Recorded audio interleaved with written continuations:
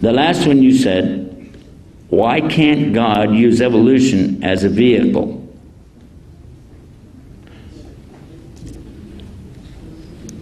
Because, and listen carefully, Allah is not like humans. He doesn't do what humans do.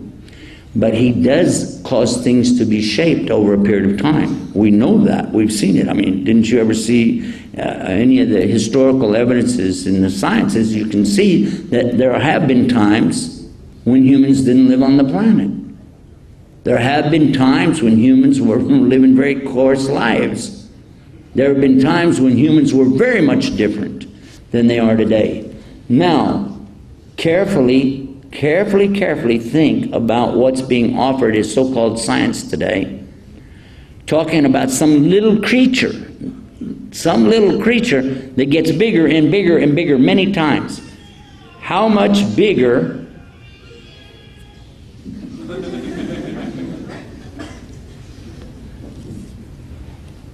Thank you for sharing. How much bigger, percentage-wise, is that little creature that they show us in their scheme of evolution for humans to the size of a 6-foot man? If you are really objective, you say that's totally and utterly ridiculous. Now, I'll prove it to you. I'll prove it to you. Because Islam says exactly the same thing, only the opposite.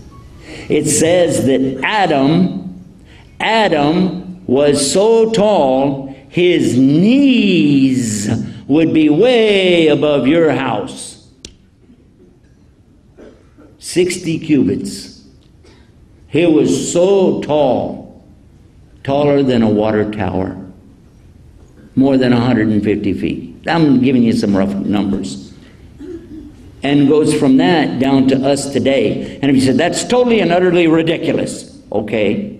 If you can't accept this, and it's coming from the Prophet Muhammad Sallallahu Alaihi Wasallam, it's coming from Islam, and we have plenty of other proofs to go along with it. You can't accept that, but you can accept people who lie, fabricate, make up stuff, and they tell you the opposite, but you'll accept that.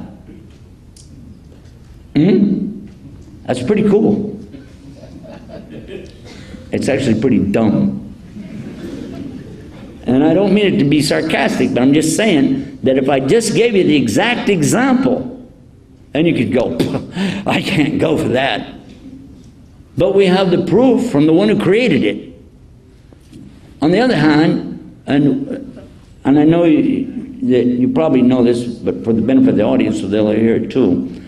Piltdown man, P-I-L-T-O-N, Piltdown man. Just do that. Type that in regular Google. Piltdown man. And you'll find one of the biggest hoaxes 100 years ago in England. This was a big hoax trying to prove that human beings came from monkeys. And another one, Nebraska man. A big display in Nebraska in the museum, and talking about, and professors giving their dissertations and writing their all about, you know, and they even had a mural that they drew showing us what did these people look like. Not one, not two, three. Looks like kind of like the father one, and then the lady one, and the little kid one, and they got some kind of animal tearing it apart, whatever they're doing. You know what I'm saying? Are you getting the picture? Huh? And what was their evidence? And they had all kind of things around the display, but the actual only proof they had was a what? Tooth. It was a tooth. And it was oversized, but it had a lot of things that really seemed human-like.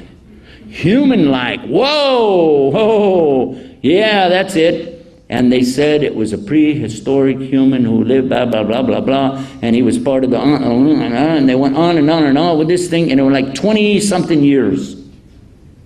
Until somebody said, you know what? That looks an awful lot like a tooth I saw in another museum. Let's compare them. And it was exactly from a prehistoric pig. And this is not a joke. They wiped out the whole display, gone, put something else in there tomorrow, just there. What about these guys got their PhD off of it? They go back and take their PhD away? What they do with the books they wrote, they still have those same books in the schools today.